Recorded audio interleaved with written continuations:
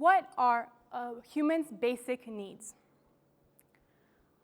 I'm going to go ahead and assume that most of you thought of water, food, shelter, and air, the good old classics.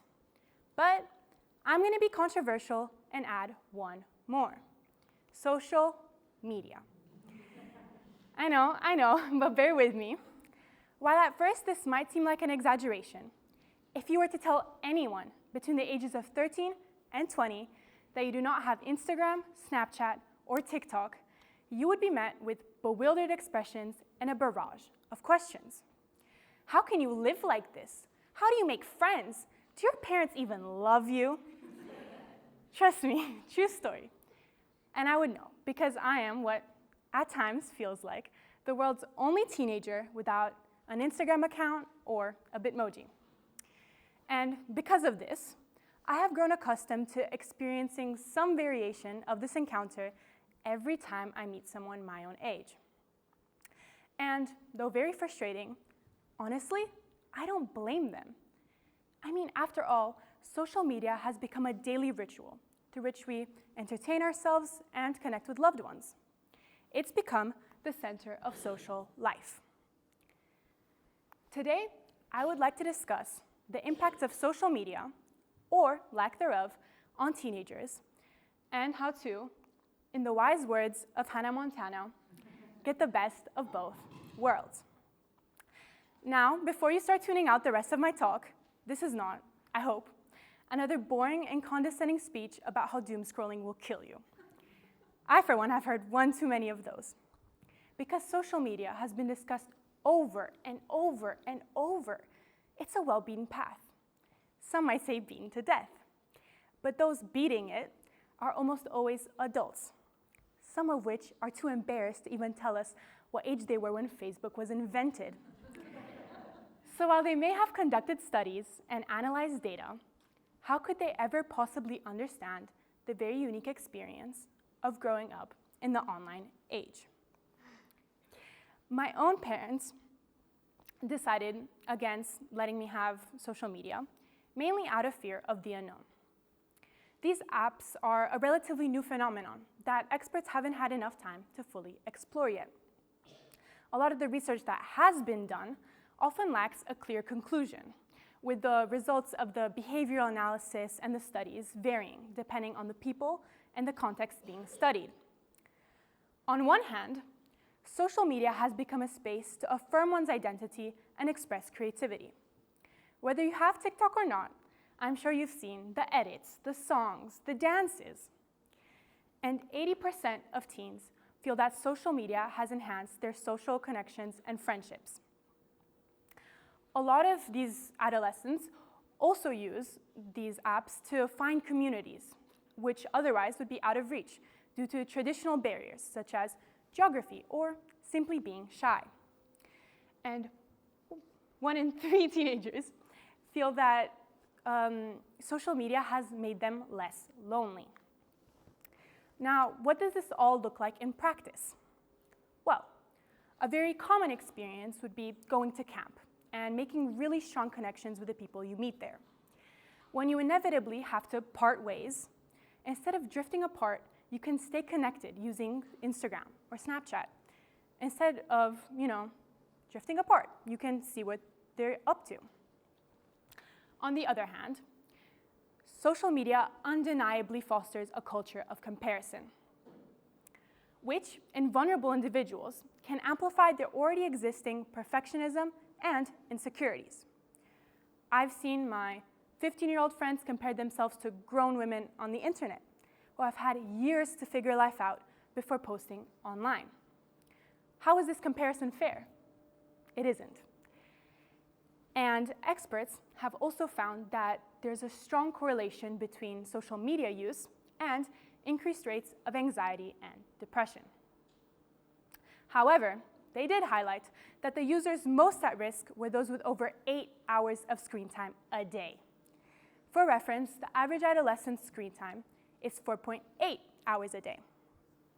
And I think we can all agree that any activity, if done for 8 hours a day, maybe other than sleep, isn't healthy, not just social media.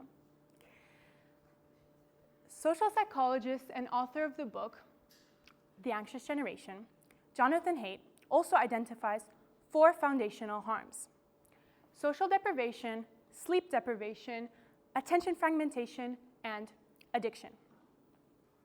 Now, let's imagine that we're in an alternate universe where social media was invented yesterday, and we, the people in this room, were the only ones who knew about it. Our job was to decide whether to destroy it or not. Maybe we would come to the conclusion that the risks outweighed the rewards. However, in reality, social media has been around for decades, and now, in the US, 93% of teenagers use it daily. But what if you're part of that itty-bitty little 7%? Well, let me paint you a picture. For starters, any group-organized event, whether that's a party, a study session, trips to the city, you're either not invited or you have no idea that it's happening. Why? Well, you're just not on that Snapchat group, and the logistics would be too difficult to handle. Everyone at school keeps going on about that hilarious thing that everyone saw, and you just don't have any idea what you missed. Oh, it was a TikTok that you literally cannot see. You're in a group project, and your partners just won't answer your messages. What are they doing? I mean, it's been 10 hours. That's because they don't check WhatsApp or iMessages. I mean, after all, who uses that anyway? I think you get the gist. I can attest to the fact that teenagers without social media often experience the same amount, if not more FOMO, than those with it. We may have dodged the culture of comparison, but the social anxieties and insecurities found us anyway. Therefore, it is my belief that all teenagers would be better off if we could strike a balance, as cliche as that might sound.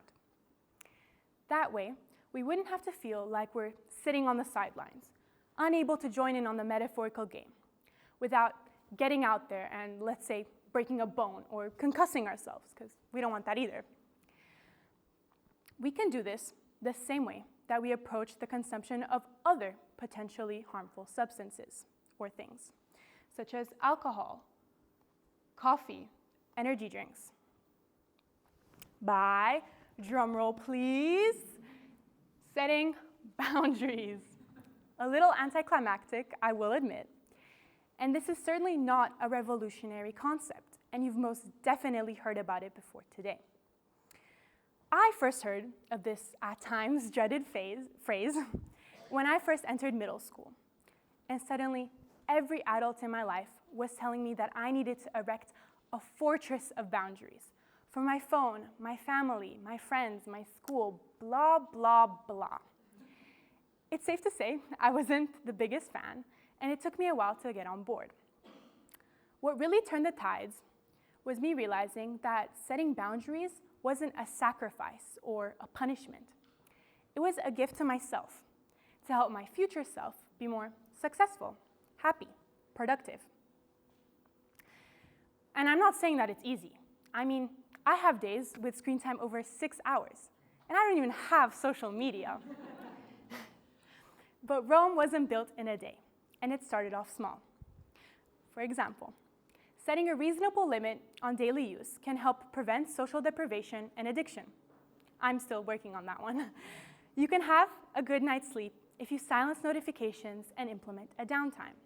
And, as my mom loves to tell me all the time, mindfulness practices can maintain and even improve attention spans. So, when you break it all down, this terrifying mountains of dangers and harms can be easily scaled with the right strategies to reach the best of both worlds. A beautiful, magnificent place where we don't have to feel like we're being deprived of the social belonging we feel we deserve, and our parents don't have to feel like they're sending us off to the digital Hunger Games. Because come on, no one likes to feel left out. And whether we like it or not, positive or negative impacts, social media is woven into the fabric of our generation. So instead of throwing it out or wearing it to tears, it's time we work together to learn to wear it well. Thank you.